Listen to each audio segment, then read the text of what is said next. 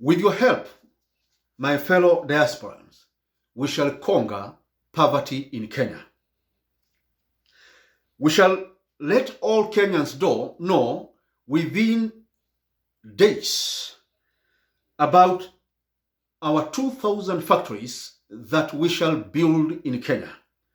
They will know about the 12 million jobs.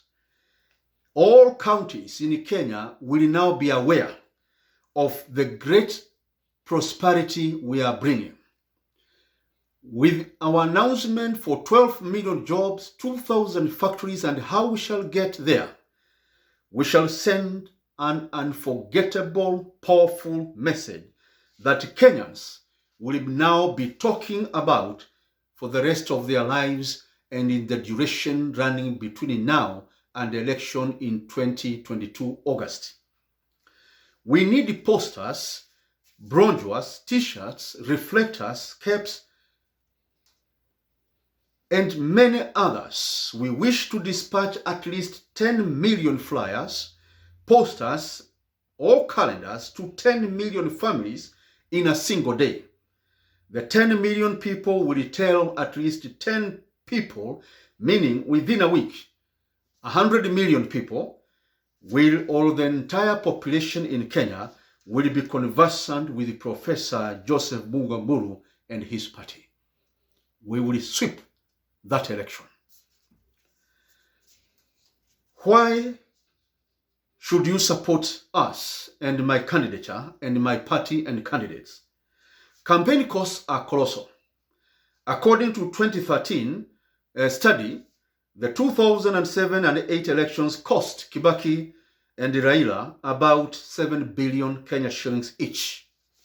In 2013, it cost about 20 to 30 billion.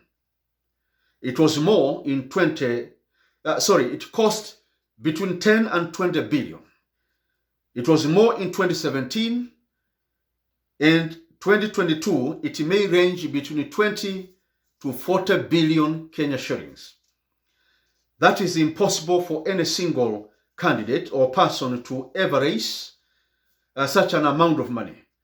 And there is no business one can do or a job one can do on its own that can generate such amount of money,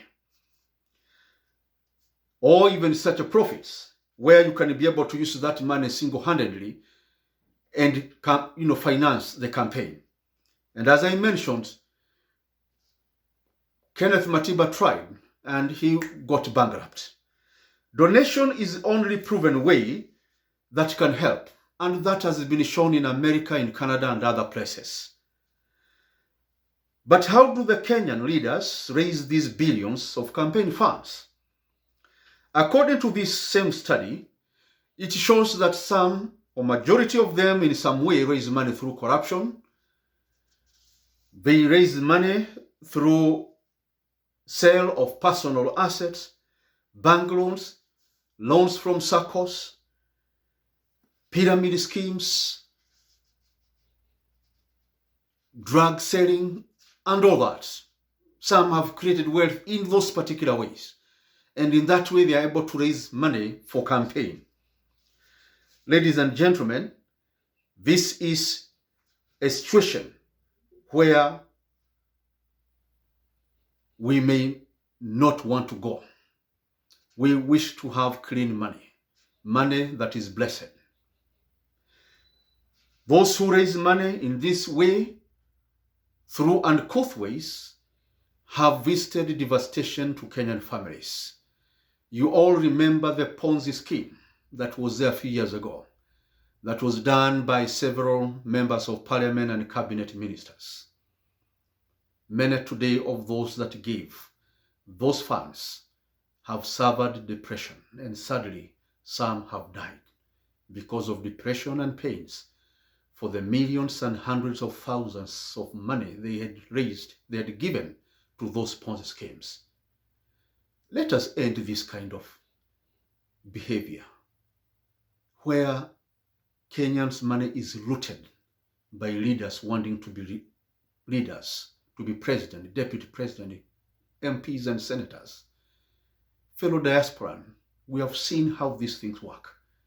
let us step in this election. Support me. We win the election and we bring proper ways of raising funds for campaign. Ladies and gentlemen, overall, a big chunk of campaign funds come from dubious sources for those who run for offices in Kenya, largely corruption-linked sources. Thus, Goldenberg, Anglo Leasing, NYS, the Kimwarere Dam may have had a dimension to raising campaign funds, and might be what we saw not long ago, a few months ago, where an ex-minister went to a high-ranking office to sign a fake contract worth 40 billion Kenya shillings, about 40 billion. And this is being signed in one of the top offices in Kenya, being done by a former minister. Those 40 billion, were they meant for 2022 elections? I may not be far from the truth. Ladies and gentlemen, the huge outlay costs of elections and the lack of public support in financing these elections explains the never-ending corruption and financial scandals in Kenya. This study, the CAPF study, further states that all these sources of funding ushers in a leadership with the selfish interest. The CAPF report